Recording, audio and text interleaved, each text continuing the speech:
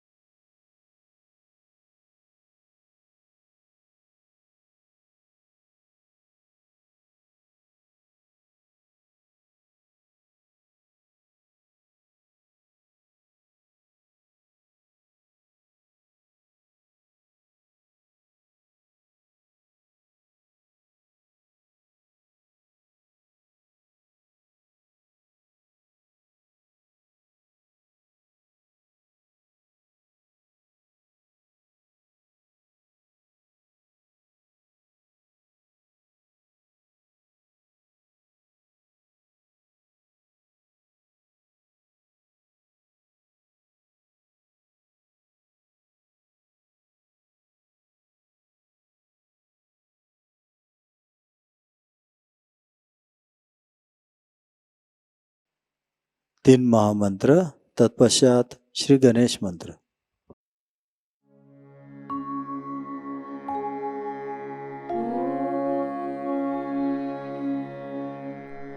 त्वमेव साक्षात् श्री महालक्ष्मी महासरस्वती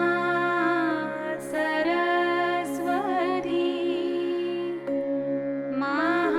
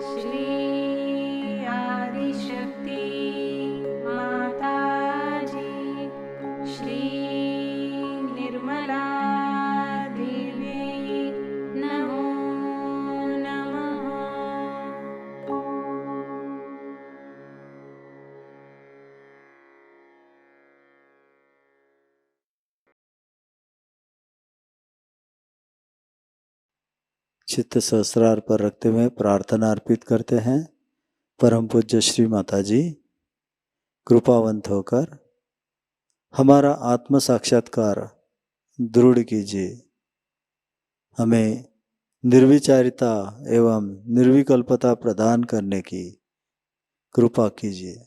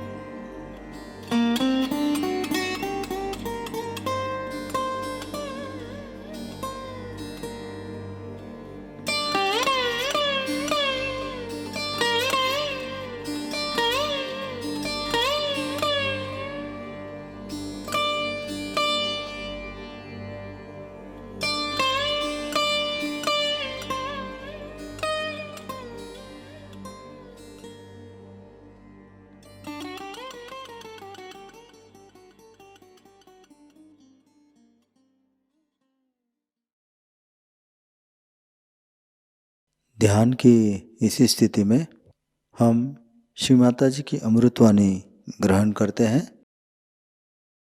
सर्वप्रथम संसार में चीज बनाई गई वो श्री गणेश, लेकिन उनसे भी पहले और आदिशक्ति से भी पहले जो तत्व था उस तत्व को हम ये कहेंगे कि वो सदाशिव स्वरूप सदाशिव। उस सदाशिव तत्व से ही उनकी जो शक्ति आई उसे हम आदिशक्ति कहते। तो सबसे पहले जो चीज संसार में रही और रहती है हमेशा रहेगी, वो चाहे सुप्तावस्था में होती है तब कोई सी भी सृजन क्रिएशन नहीं होता है, लेकिन जब वो जागृतावस्था में रहती है तब सारा सृजन होता है। उस वक्त हर तरह का सृजन आते रहता है, फिर उसके बाद अवतरण आते हैं और सब तरह के कार्य होते हैं, और फिर वही जाकर की चीज जब सो जाती है तो सब चीज को सुप्तावस्था में चला जाता है। ये जो सुप्तावस्था में जाने की स्थिति है, उस स्थिति से पहले ही हम लोगों को उस जागरण में उतरना चाहिए जो शिव तत्व है। शिव का तत्व समझना एक हिंदुस्तानी के लिए कठिन बात नहीं, क्योंकि अपने यहाँ भारतवर्ष में जो कि भारतीय हैं, जो कि विदेशी लोग हैं या विदेशी संस्कृति से प्रभावित हैं उनकी बात, और सर्वसाधारण किसी भी भारतीय को आप कर देखें तो वो यही कहेगा कि इस अविनाशी तत्व को ही पाना हमारे जीवन का लक्ष्य है। बाकी सब चीजें विनाशी, ये हम लोग जानते हैं।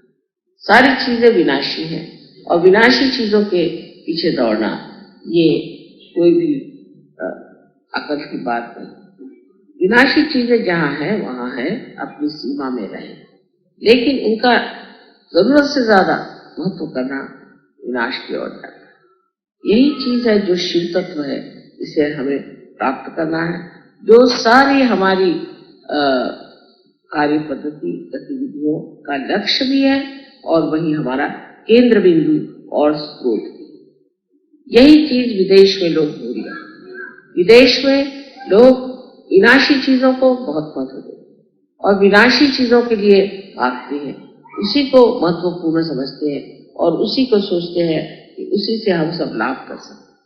उनको अविनाशी की शायद खबर भी नहीं बहुत से लोगों को, और जिनको है वो भी बस उसको विचारों में और तत्वों में और इस चीज में बांध करके एक बड़ा भारी सा कहना चाहिए कि प्रबंध सा बनाते, लेकिन उसमें जान नहीं, उसमें प्राण नहीं।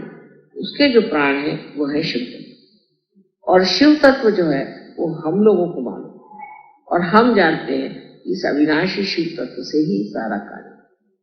अगर हमारा मस्तिष्क अगर किसी तरह से काम से चला जाए तो भी हम जिंदा हैं, अगर हमारा हाथ टूट जाए तो भी हम जिंदा हैं, अगर हमारा पैर टूट जाए तो भी हम जिंदा रह सकते हैं, रीढ़ की हड्डी भी टूटने पर हम जिंदा रह सकते हैं।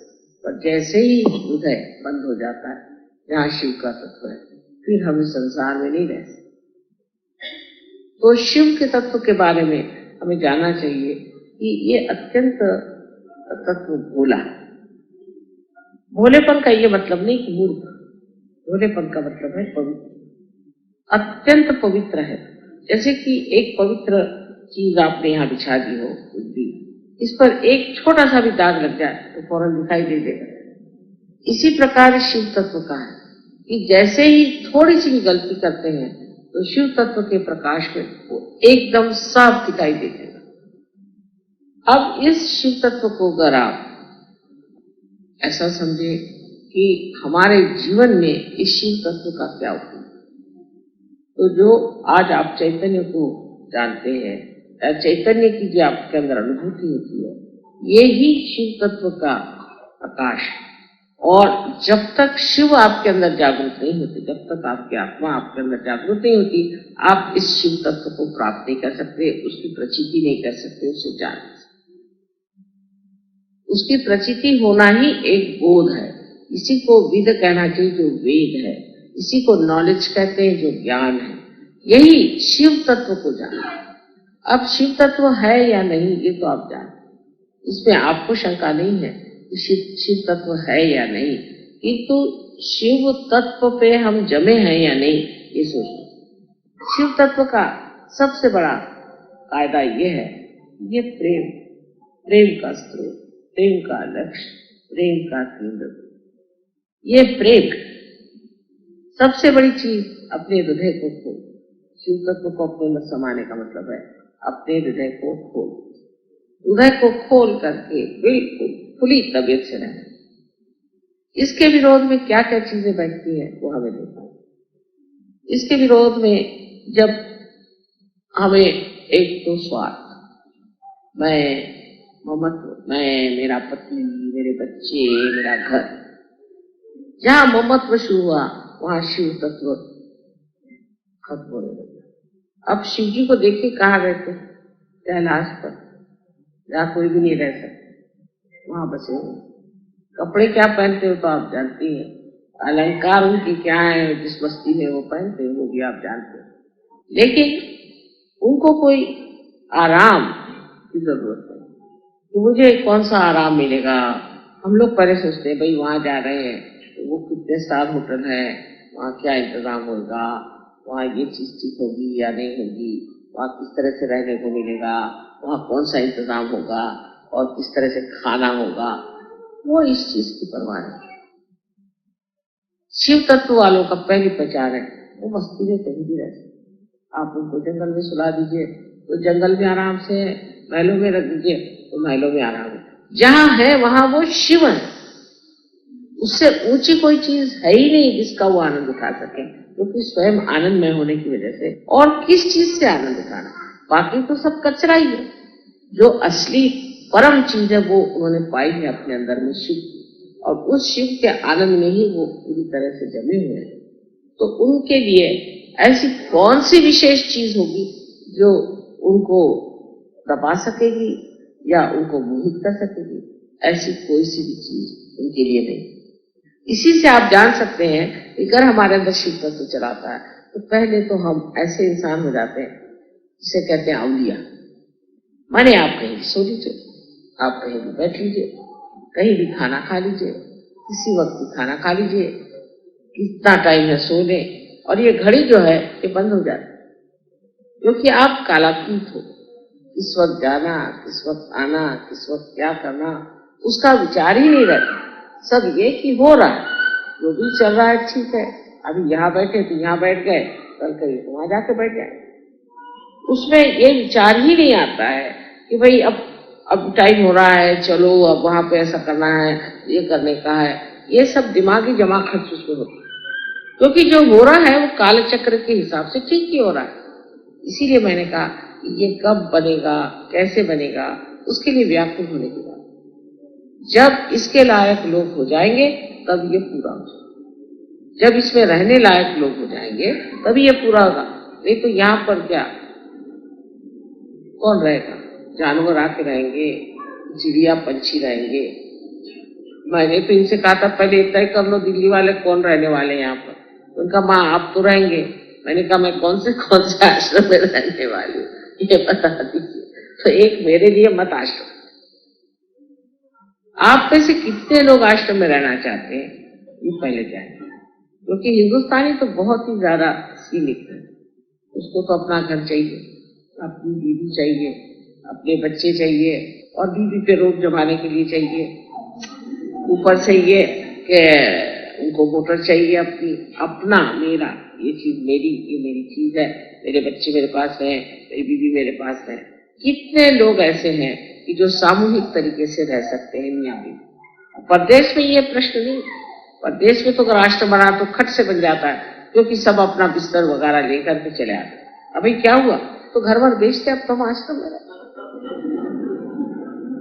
अब हमारे सारे प्रश्न ही छूट गए, क्योंकि अब न तो घर का किराया देने का, न कोई आफत, न कोई चीज, बस यहाँ रहेंगे, सामूहिक में रहेंगे, जो कुछ पैसा देना है वो देंगे और अपना आराम से रहेंगे। सब लोग मिलकर काम करेंगे और कोई प्रॉब्लम नहीं। कोई आफत आई तो सब लोग मिलकर उठा लेंगे, और कोई ऐसी विशेष बात हुई तो उसका भी आनंद सब लोग उठा लेंगे। वो तो इतने खुश हो जाते हैं कि इसमें कुछ हमें मिल गया, जैसे हम किसी चीज के हो गए, जिसको कहते हैं बिलोंगिंग। किसी चीज को हम बिलोंग कर गए, और हम लोग हैं छुटक छुटक हुए रहते। अच्छा, उस घर में भी, घर के अंदर भी फिर झगड़े शुरू होते हैं कि साहब ये बड़ा लड़का है, ये छोटा लड़का है, ये बड़ी बहू, ये छोटी बहू, फिर उसका बच्चा, फिर मेरी बहन, फिर ये ठिकाने, उसमें भी झगड़े। क्योंकि ये जो रिश्तेदारी है ये कृत्रिम रिश्तेदारी, ये असली रिश्तेदारी है। कोई किसी का बेटा हो जाए तो इससे उसका रिश्ता नहीं। अगर होता रिश्ता, अगर बनता तो झगड़ा क्यों होता है? मतलब इसमें वास्तविकता नहीं। उसमें फिर छोटी छोटी बात की मांग क्यों होती? एक दूसरों में प्यार क्यों नहीं होता? तो जिस तरह से हम आपको कहते हैं कि बाहर के धर्म सब झूठे हैं, इसी तरह से बाहर के रिश्ते भी सब झूठे। एक एक आदमी को इसकी प्रचिति आएगी। अब कोई कहेगा साहब मेरी माँ को बुला दीजिए, माँ को बुला दीजिए। लंदन में हम थे, एक साहब मेरी जान को लगे। तो मैंने कहा अच्छा भाई तुम इतने पीछे पड़े तो माँ को बुला दे। जब माँ को बुला दिया तो वो रोज कहे माँ इससे तो मुझे छुटकारा करे, मेरी जान खा ले, इसको कैसे? मैं कहा पहले तो कह रहे माँ को बुलाओ, माँ को बुलाओ, मेरी जान खा ली। अब ये कि इसको यहाँ से निकालने की कैसे कोशिश करूं, मैं कैसे इसको निकाल कर दूंगी, मेरी सर खा। तो मैंने कहा पहले बुलाया क्यों और अब भेज क्यों रहे? वजह ये है कि ये जो रिश्ता था ये रिश्ता सच्चा है, झूठा रिश्ता। अगर सच्चा रिश्ता होता तो एक प्रेम में विभोर मनुष्य रहता, उसमें ये नहीं भावना आती कि ये मेरा है। मेरा की जो भावना है ये झूठी भावना है, ये सच्ची भावना बिल्कुल नहीं। अगर सच्ची भावना आती तो आप मुझे बताइए कि कौन से रिश्तेदारी में आपने देखा है कि एक आदमी को शिकायत हो जाए तो सारे लोग उसके साथ खड़े हो जाए। उल्टे अगर आप सहयोग में आए तो आपकी टांगे खींचेंगे। अगर आप सहयोग में आए तो आपसे कहेंगे चलो फिर हमें ठीक कराओ, और तुमने हमें ठीक नहीं कराया तो हम तुम्हें सहयोग में नहीं जाएंगे। फिर और भी तमाशे खड़े कर, क्योंकि शिव तत्व ही सत्य है, बाकी सब असत्य है। और शिव तत्व का रिश्ता आप जानते हैं वो चैतन्य से। इस प्रकार की जब आप चैतन्य को महसूस करते हैं, आप जानते हैं कि चैतन्य है, तो आप समझ लेते हैं ये जो दूसरा सामने बैठा है इससे कितना आनंद था, कितना। एक बार कलकत्ते में एक साहब मेरे पास आए, वो मेरे पैर पे आते साथ 8-10 वहां जितने भी सहयोग थे दौड़े दौड़े कहता क्यों, क्या हुआ? पता नहीं क्या, एकदम से तो बिल्ली चढ़ती एकदम खुल गई। हमने कहा जाके देखे माँ को, क्या देखो सामने एक रियलाइज हो सामने। अब वो सब खड़े हुए, वो बेचारा झुका ही बैठा बैठा, उसको तो छोड़ो, पकड़ लिया उसको। उसका जो आनंद आ रहा था जैसे कि गुलाब के फूल से भी ना आए ना कमल के फूल से आए, ऐसे उसका मजा उठा रहे। ये असली रिश्ता हुआ कि बैठे कहाँ थे वहां से भागे भागे, क्या मजा आया। जब ये मजा आने लग गया तब रिश्तेदारी, यही असली दोस्ती है, यही असली सहयोग की प्रेरणा, प्यार और उसका आनंद। ये सिर्फ शिव तत्व से हो सकता है। अगर आपके अंदर शिव तत्व है तो आप आपस में झगड़ ही नहीं सकते। आपने गणों को देखा है कि गण कैसे होते हैं कि वो एक इशारे पे कठिन से कठिन काम सब लोग मिलकर करने लग जाते। कठिन से कठिन बात हो उसमें सब जुट करके करने लग जाते। लेकिन अगर हमारे यहाँ शिव तत्व की जब पूर्ण प्रणाली शुरू हो जाती है, मैंने देखा है कि अगर समझ लीजिए कोई चीज अमेरिका में हो गई तो सारे सहयोग उधर दौड़ पड़े। कोई घटना ऑस्ट्रेलिया में हो गई तो सबका चित्त वहां पर। इतनी बड़ी बात है। लेकिन सबसे पहले इसमें हमें जाना चाहिए क्या हम शिव तत्व में स्थित हैं। शिव तत्व में स्थित होना माने मैं नहीं कहती कि आप सन्यासी बाबा बन के आओ, पर अंदर से संन्यास्त भाव आना चाहिए। अंदर से संन्यास्त आने भाव का कहना यह होता है कि आप इस तरह से कि एक पेड़ के अंदर उसकी शक्ति या उसके अंदर का जो सैप होता है वो उड़ता है और हर जगह जाता है, हर पत्ती पे, हर शय पर, हर फूल पर, हर फल पे जाता है, फिर लौट जाता है। इसी प्रकार आपका भी प्यार बिल्कुल निर्वाच, पूरी तरह से असंग में डिटैच्ड होगा, तब आप शिव तत्व में स्थित हो। और जब वैसे आप हो जाते हैं तब आपको आप एक दूसरे पर मजा आने लगता है। नहीं तो एक दूसरे को देख करके वो ऐसा बोले, इन्होंने ऐसा किया। शुरू शुरू में तो ऐसा लगता था कि मैं किसी झगड़ालू घर में घुस गई, जिसका उसका आपस में झगड़ा, न किसी को आपस में मजा आ रहा है तो कोई आपस में प्यार कर रहा है। जिसका झगड़ा उससे, उसका झगड़ा उससे। मैं तो देख देख सोचती है भगवान अब मैं क्या, यहाँ कुछ मेरा कार्य तो बनने नहीं। लेकिन धीरे धीरे दिमाग ठंडे हो गए, शिव तत्व अंदर स्थापित होने लग गया और अब लोग आपसी प्रेम को आनंद से भोग रहे हैं और जान रहे हैं कि आपसी प्रेम जो है यही सबसे बड़ी। और रिश्तेदारों का भी अनुभव आने लगा। ये क्या चीज है?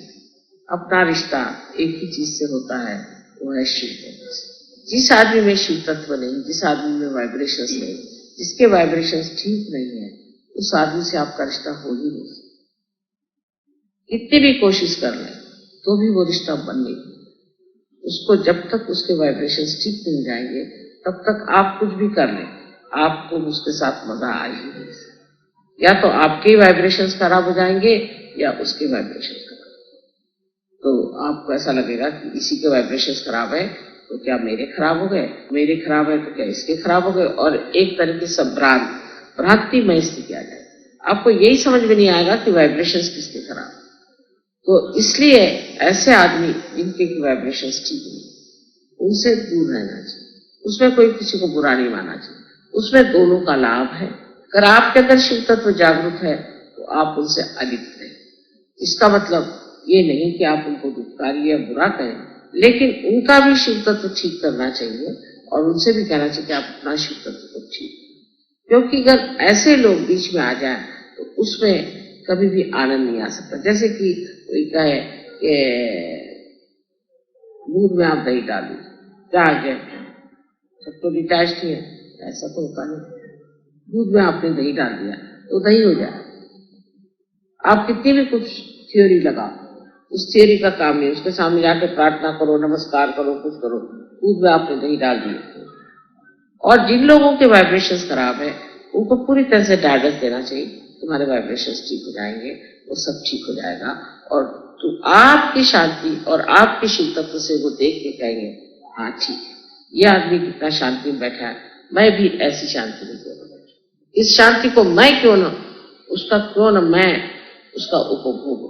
इस तरह का आपका जीवन उस शांति में, सादगी में, प्रेममय में जब घुस जाएगा तो दूसरे लोग जिनके वाइब्रेशंस ठीक नहीं, जो अभी इतने बैठे नहीं है सहयोग में, वो धीरे धीरे बैठे गए। लेकिन सबको यही कोशिश करनी चाहिए कि हमारा हित का है, हमारा हित इस तरह से पागल जैसे घूमने में और भटकने में नहीं। उस अविनाशी चीज को प्राप्त करना ही हमारे जीवन का लक्ष्य है।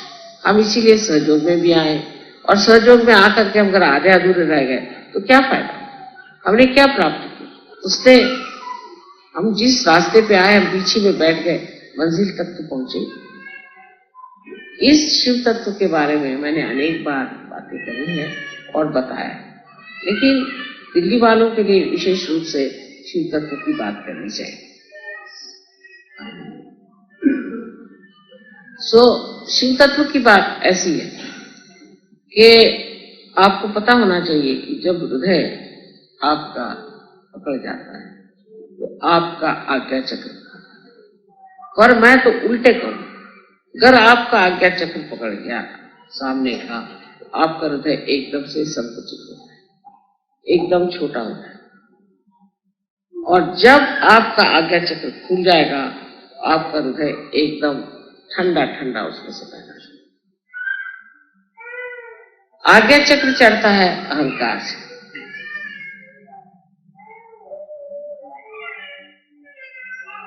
क्योंकि आप इस राजधानी में रहते हैं और सब घोड़े पे सवार लोग हैं। आप भी सोचते हैं बच्चों को जरा, पता नहीं क्यों बच्चे रो रहे हैं, इनको देखना चाहिए, जो बच्चे रो रहे हैं उनको देखना चाहिए।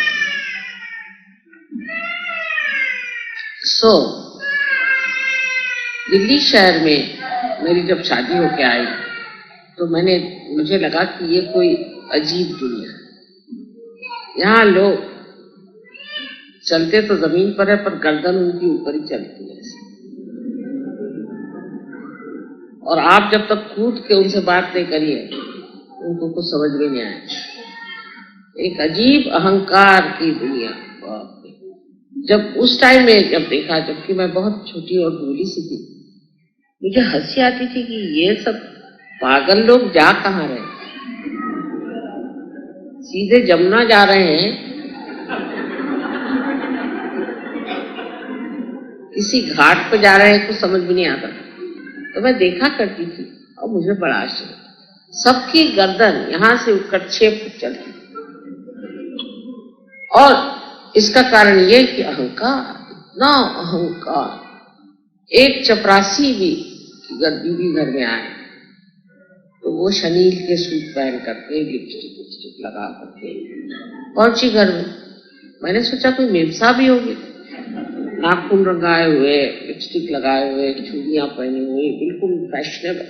और मैं तो उसके सामने बिल्कुल ही गांव की औरत लग रही थी। तो मैंने सोचा कोई मेम साहब होगी, तो मैंने उनसे कहा चाहिए, उनको सोफे पे बिठा दिया। वो बैठे ना, मैंने कहा आप बैठिए बैठिए। मैं कैसे बैठ सकूं? आप बैठिए, आप हैं कौन? मैं आपके चपरासी की बीवी।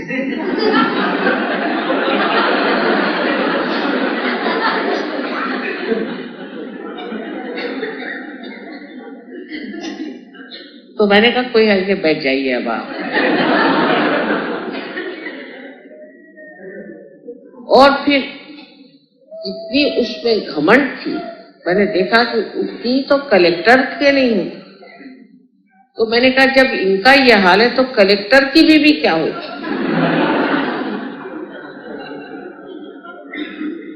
और इस कदर अहंकार और झूठ और इतनी कृत्रिम जिंदगी की मैं तो नागपुर से आई थी, मुझे तो लगा कि ये है दुनिया, कैसी दुनिया है, इसमें कुछ समझ ही नहीं आ रहा।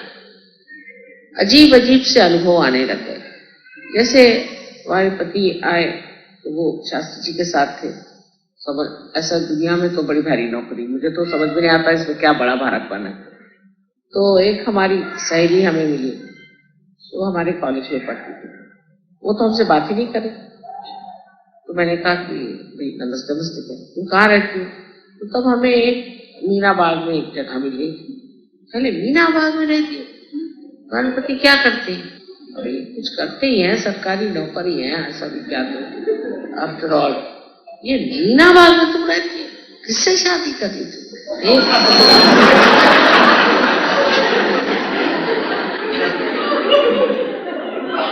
तुमको और कोई नहीं मिला?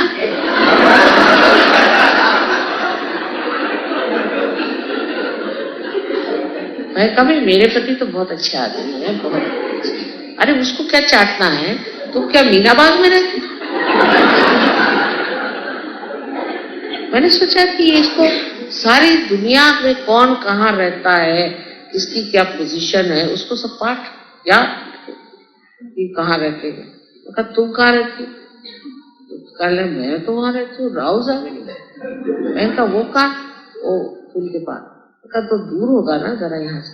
अरे तो क्या मेरे पास पेपर है, उसमें क्या है, कहीं भी हो रहते तो शान से। मेरा पति तो ये है, मेरा पति। पहले तो मेरे यही नहीं में समझ में आता था कि एडिशनल, अंडर, ये सारे प्रीपोजिशंस का क्या मतलब है। मेरे हस्बैंड से मैं पूछती थी कि एडिशनल और अंडर में क्या फर्क है। वो कहने लगे वैसे तो तुम्हारे पास बहुत ज्यादा अक्ल है, लेकिन तुम 3 पत्ती नहीं खेल सकती, उसमें तुम्हें याद नहीं रहता कौन सी चीज हायर लोअर है, और ये तुम्हें ब्यूरोक्रेसी याद ही नहीं है। तो मैंने कहा साहब मुझे समझ में नहीं आता है कि सारे प्रीपोजिशंस हैं, उसमें ऊपर नीचे क्या होता। मेरा जो भी हो, तो वो बहुत मुझसे बिल्कुल दूर भाग के खड़ी हुई कि ये तो कोई लड़की दीदी है कि क्या, जो भी सोचा हो पता नहीं। तो मैंने उनसे ये कहा कि भाई ठीक है मैं मीना बाग में रहती हूँ, तो इतने नाराज होने की कोई बात नहीं है, जो सरकार ने हमें जगह दी हम रहते। तो कहने लगे कि इतने में मेरे पति आए। तब तो भाई यहाँ तो सब लोग नमस्कार कुर्सी को करते हैं चाहे जो भी, तो वो आते ही साथ सब नमस्ते नमस्ते नमस्ते नमस्ते, तो ये भी नमस्ते करने लगे। तो उससे कहने लगे तुमने क्यों नमस्ते किया? तो वो तो मेरे पति है ना, उनको क्या नमस्ते कर? ये तुम्हारे पति है, फिर तुम मीना बाग में क्यों रहती?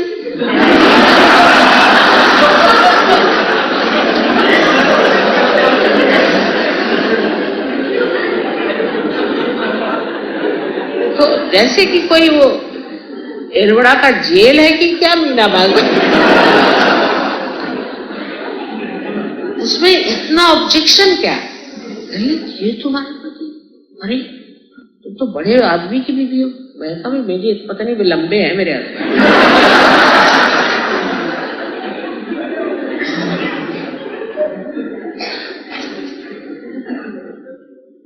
तो कहने तुम तो मेरी गंवार, तुमको तो वो फलानी जगह में कोठी मांगनी चाहिए। मैंने कहा काहे के लिए? तो कहले वाह इतने बड़े आदमी हैं, तो क्या तुमको बड़ी कोठी नहीं चाहिए?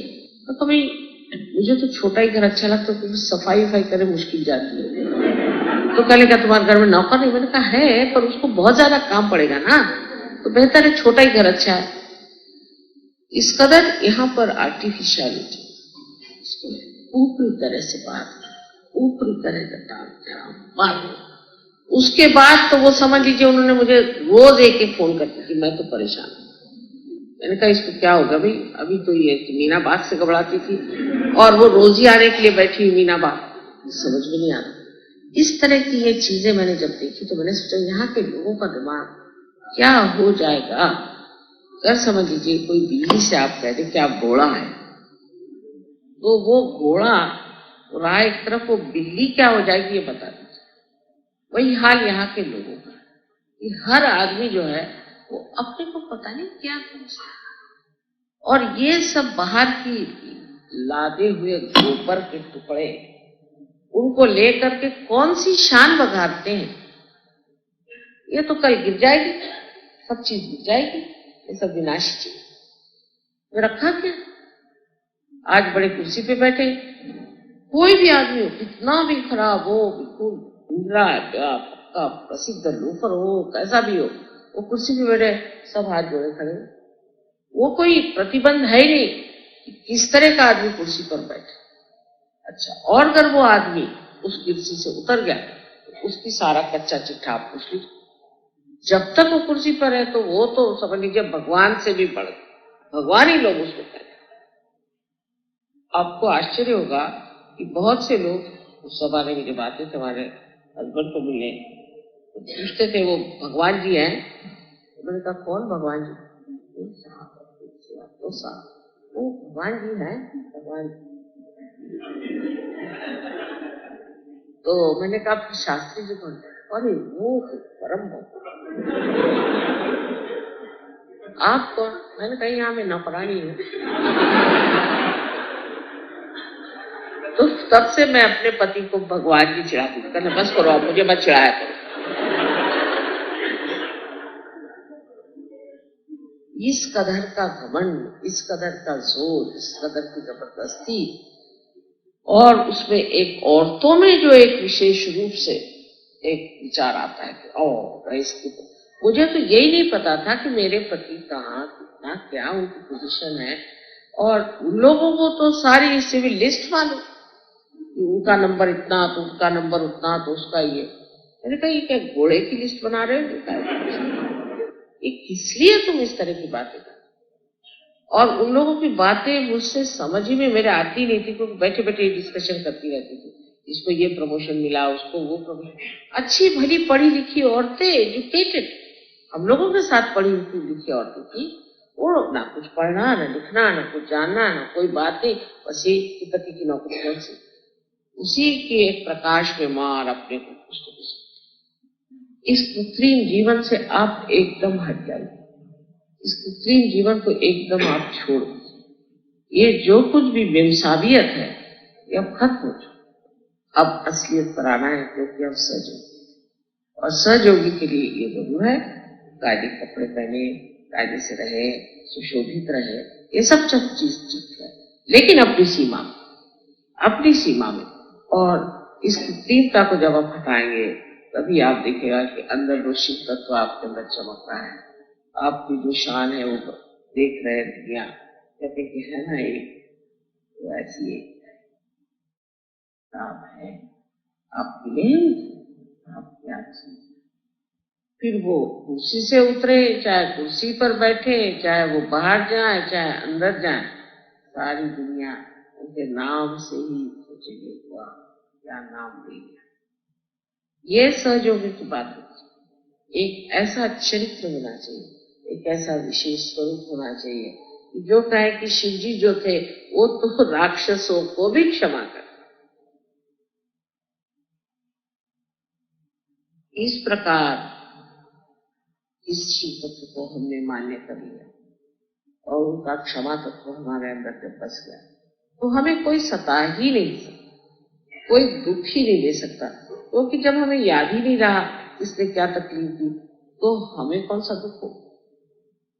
इस शिव तत्व में उतरने के लिए सबसे पहले आपको समझ लेना चाहिए कि बिल्ली बिल्ली है, एक घोड़ा नहीं, और बिल्ली पे बैठा नहीं जाता, नहीं तो बिल्ली मर जाती। ये नहीं सोचना है कि हम दिल्ली में रह रहे हैं तो हम कोई विशेष नहीं, जैसा ही ये सोच लिया ऐसे ही आपका जो है सारा चरित्र ही एक हास्यास्पद इडियोटिक हो जाए। एक और भी मजेदार बात कि एक साहब मिनिस्टर साहब से मिलने गए, तो एक साहब वहां बहुत कूद रहे थे, तो उनका साहब आप इतना क्यों कूद रहे हैं? आपको पता नहीं मैं पिए हूँ? अच्छा पिए हैं, अच्छा नमस्कार। ये तो पिए हुए आदमी है।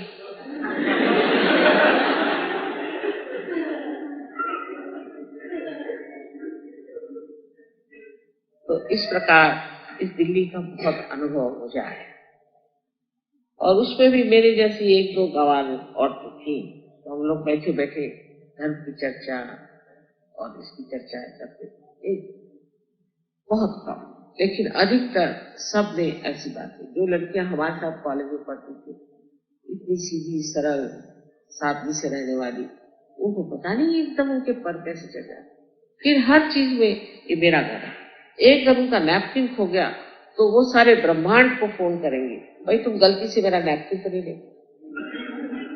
अरे भाई एक गया तो गया, चूल्हे में गया, एक किसी का चम्मच खो गया, उसके लिए वो सारी दुनिया में फोन करेंगे कि भाई वो एक मेरे यहाँ से चम्मच खो। ये शर्म भी नहीं आती किसी चीज, ये बेशर्मी से इस तरह की कंजूसी की बातें करना, और ऊपर से आप लिपस्टिक लगाओ, ये बनाओ, अपना श्रृंगार करो, और अंदर से तो आप इतने तुच्छे छोटे तबीयत के लोग, उनको क्या इतना महत्व देंगे जो कि छोटी छोटी चीजों के लिए, इतनी बर्बाद चीजों के लिए परेशान है। कभी कभी तो आश्चर्य हो जाता है कि किस तरह से ये लोग अपने को इतना बड़ा बना के दिखाते हैं और होते हैं कितने तुच्छे, कितने लो लेवल। उनसे तो एक चीज नहीं छूटती, एक इतनी सी चीज किसी के पास रह जाए उनके प्राण निकल जाए, वो सब अपने साथ ले जाने वाले। तो शिव तत्व में जब हम अविनाशी चीज को सोचते हैं तो संसार की सारी चीज जो है वो हमारे लिए क्षण भंगुर है, किसी चीज का महत्व नहीं। उसके पीछे छिपी हुई या उसमें अंतर्हित जो चेतना है उसी का प्यार। जैसे मैंने आपसे बताया था कि मैं कश्मीर गई थी, तो वहां 5 मील दूरी पर मुझे वाइब्रेशंस आए। मैं ड्राइवर से कहा कि यहाँ से चलो, वहां से चलो। तो मुझसे कहने लगा यहाँ तो कोई चीज नहीं। मैंने कहा नहीं चलिए, यहाँ कुछ होगा नहीं। जाके देखा तो बहुत मुसलमानों के ऐसे छोटे छोटे घर थे। आगे जाके पूछा यहाँ क्या है, कहने यहाँ हजरत इकबाल का एक बाल है। मेरे अभी लोग क्या करेगा, एक बाल, हजरत इकबाल माने कौन, मोहम्मद साहब। एक बाल वहां रखा हुआ और 5-6 मील पे मैंने उसे पकड़ा, सेम वाइब्रेशन से। आप सोच लीजिए कि एक बाल में क्या शक्ति होगी। इसी तरह से ये आपका जो आश्रम है, इसकी मिट्टी, पत्थर, सीमेंट जो भी लगा है उसका महात्म्य नहीं है, लेकिन इसके अंदर बसे हुए मेरे बच्चों का महात्म्य है। इन्होंने अपनी मेहनत से, प्यार से इसे बनाया और हर चीज इसकी वाइब्रेट करे। आगे लोग मेरा फोटो न मिले तो इसी के बाहर बैठ करके वाइब्रेशन से। तो ये आपके ऊपर निर्भर है कि जब आप इसके अंदर आए, याद रखें कि आप अपने शिव तत्व को जागरूक करने आ रहे हैं, शिव तत्व को पाने आ रहे हैं, उसी को जानने आ रहे हैं। और जिस आदमी में शिव तत्व होता है वो आनंदमय है, हंसता खेलता है। जिन लोग सीरियस होते हैं उनको रोज चाहिए अपने मुंह पे 2 थप्पड़ मार, क्योंकि मैं जब देखती हूँ तो मेरा ही मन करता है कि 2 थप्पड़ इनको। जब आपके अंदर शिव तत्व जागृत हो गया तो आप इतनी मनहूस शक्ल बना के क्यों आए? और सवेरे से माफ करो, माफ करो। भाई काहे की माफ करो, सवेरे से चलता है माफ करो, माफ करो, माफ करो। मैंने कहा देखो फिर से मत कहना माफ करो, नहीं तो 1 लगाऊंगी। क्योंकि बात यह है कि हम लोग तो शिव तत्व को प्राप्त है और हमारे अंदर आनंद की ऊर्मियां उठ रही हैं। हम सीरियस कैसे हो सकते हैं?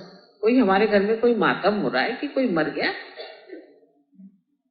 और ये भी एक बीमारी उत्तर हिंदुस्तान में है, खासकर आदमी लोग जब उनके बीवी के साथ होते हैं तो देख लेना चाहिए, तो ऐसा मुंह लटका लेते जैसे स्मशानी में चले जाते।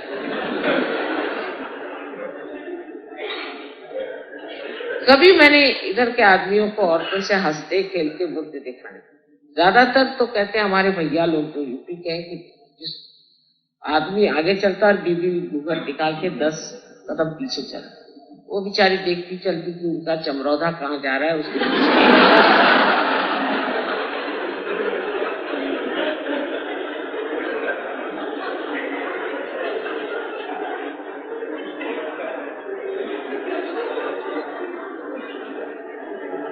और आदमी लोगों को तो बीवी से बात करना, इसी आप होटल में जाके बैठिए, किसी रेस्टोरेंट में बैठिए, वहां अगर आप देखिए कोई आदमी किसी औरत से बहुत बात कर रहा है तो समझ लेना चाहिए इसकी वो बीवी नहीं है। इम्पॉसिबल।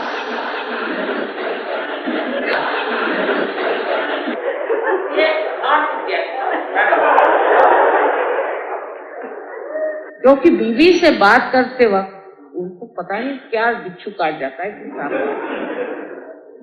और ये इतना कॉमन एक्सपीरियंस मैंने देखा है कि बीवी होकर में आएगा, उसे बात भी नहीं करने का, ना उसे कहीं बाहर ले जाने का, उसे कोई कंपेनियनशिप नहीं। और शिव और पार्वती ये दोनों अटूट संबंध से बने, जैसे चंद्र और चंद्रिका जैसे अटूट संबंध। किसी और के साथ उनका संबंध चल ही नहीं सकता और आनंद आ ही नहीं सकता, क्योंकि स्त्री उनकी शक्ति है और यही कार्य वो करती है जो ये चाहते हैं। इतना आपस में मधुर उनका संबंध है और किस तरह से आदान प्रदान और किस तरह से आनंद। तो आदमी जो है वो हंसता खेलता रहे, औरतें जो है वो भी हंसती खेलती रहे और आपस में बड़ा प्रेम और आनंद आता रहे। उसे कहना चाहिए ये जो है ये शिव और पार्वती का प्रतियोगिता। शिव अपने ढंग से, पार्वती अपने ढंग से। शिव जी ये नहीं कहते कि तुम मेरे ढंग से हो जाओ और पार्वती ये नहीं कहती कि तुम मेरे ढंग से। ना कोई जबरदस्ती ना कोई ये, और आपस में एक तरह का बड़ा सा ही अच्छा लास्ट जिसे कहते हैं प्यार मनमुटाव चलता है। शिव तत्व से हमें ये भी समझना है कि जो विवाह हमारे अंदर होते हैं वो तभी पूर्णतया सुखी हो सकते हैं जब पुरुष और स्त्री दोनों ही अपने आनंद को प्राप्त। जब तक स्त्री ये सोचेगी कि मैं आदमी को कितना कब्जा करूं और आदमी सोचेगा मैं अपनी औरत को कितने कब्जे में रखूं, तो उस वक्त में समझ लीजिए यह आनंद खत्म। और इतनी बेवकूफी की बात है जब अपने सामने सब कुछ थाली भर के रखा हुआ, सब आनंद हमारे लिए पूरा भरा हुआ है और हम उससे अछूते रहे।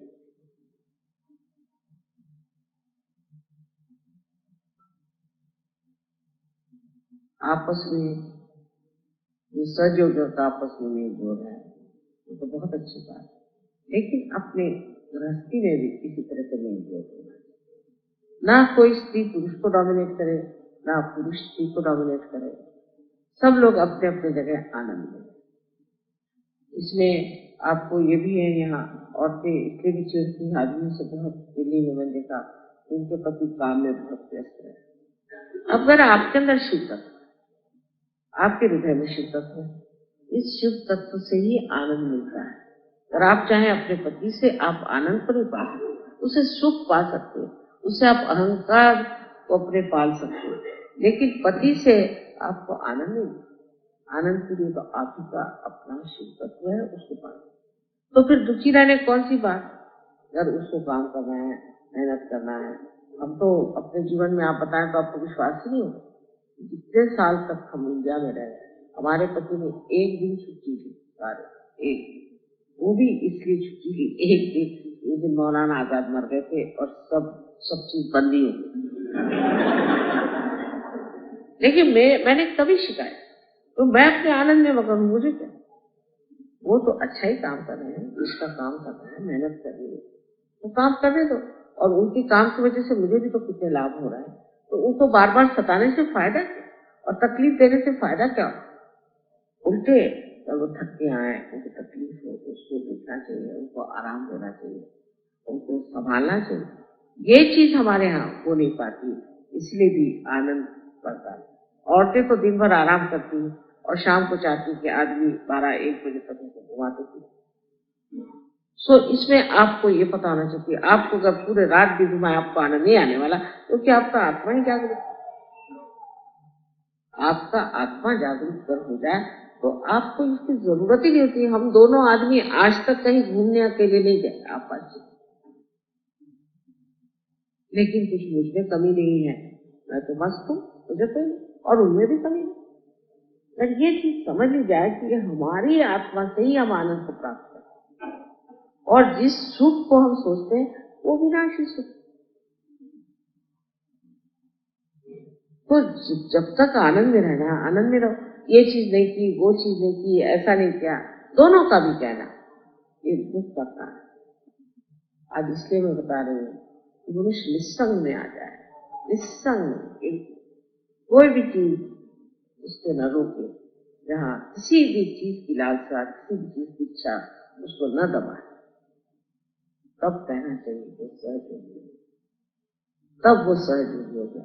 जहाँ वो किसी भी इच्छा से पूरा नहीं, ये चीज नहीं है चलो दूसरी चीज, वो चीज है चलो दूसरी चीज, ऐसा जो मस्त रहता है आदमी उसको कहना चाहिए वो सहयोगी। और आशा है इस दिल्ली शहर में आप इस तरह के लोग तैयार होने वाले और होंगे, क्योंकि अब हमारा आश्रम बन गया है और आज इस शुभ अवसर पे हमने शिव तत्व को प्राप्त किया है, जो आनंद है। लोग देख करके सोचे कि हाँ साहब आनंद होते, और आनंद की जो एक लहर होती है, जो आपस में जो एक उसका फैलाव होता है, देख करके मैं इतनी खुश होती हूँ। मेरे बच्चे इतने आपस में खुश हैं, वे प्रेम से बैठे हैं और एक दूसरे का मजा उठा रहे हैं। यानी जब इन लोग की दोस्ती देखती है, ऐसा लगता है ये दिल्ली जो है अब बदल, जहाँ पे दोस्ती नहीं, आपस में इसको काट, उसको खींच, उसको ये कर, एक को नीचा कर, एक को ऊपर कर, उस जगह ये दोस्ती का वातावरण, और इतना शुद्ध दोस्ती के लिए दोस्ती, प्यार के लिए प्यार, इससे बढ़ के और माँ को कुछ नहीं। ये भी दिन हो जाए तो मैं कहूँ कि इस आश्रम बनाने का और मेरी जो मेहनत है उसका सब मुझे फल, आशा है आज आप लोग अपने इस तत्व को स्थापित करें। इसी ध्यान की स्थिति को हम बनाए रखते हैं।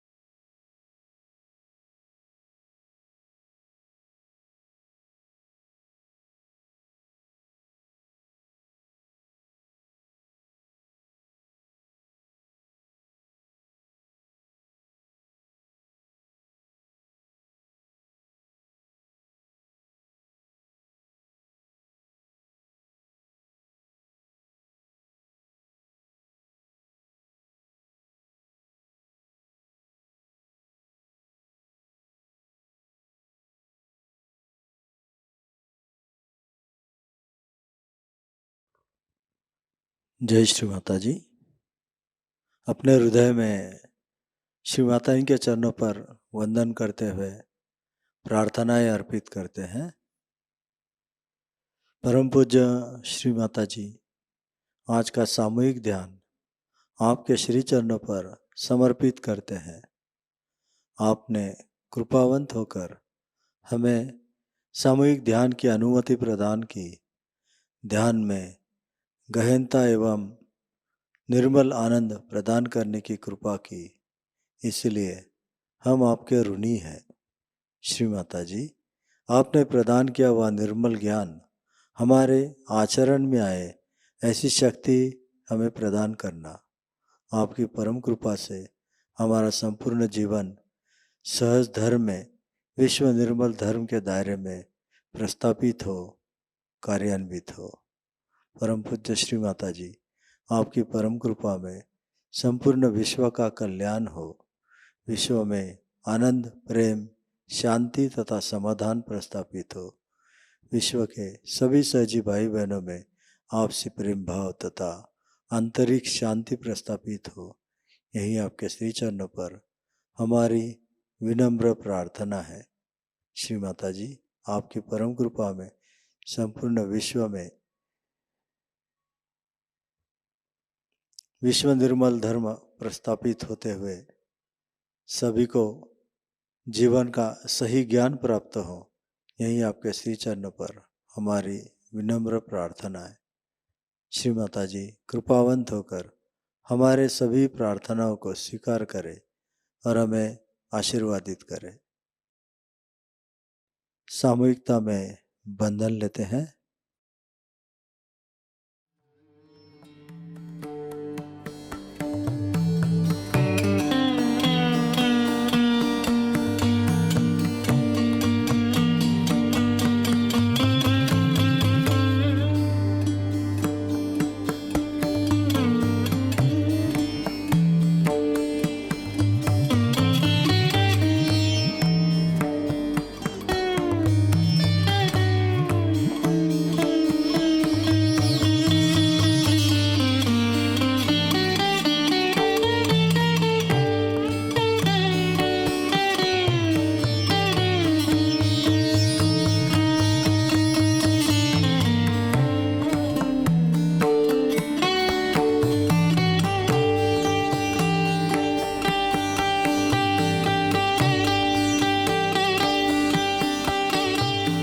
आज का ध्यान सत्र यहीं पर संपन्न होता है।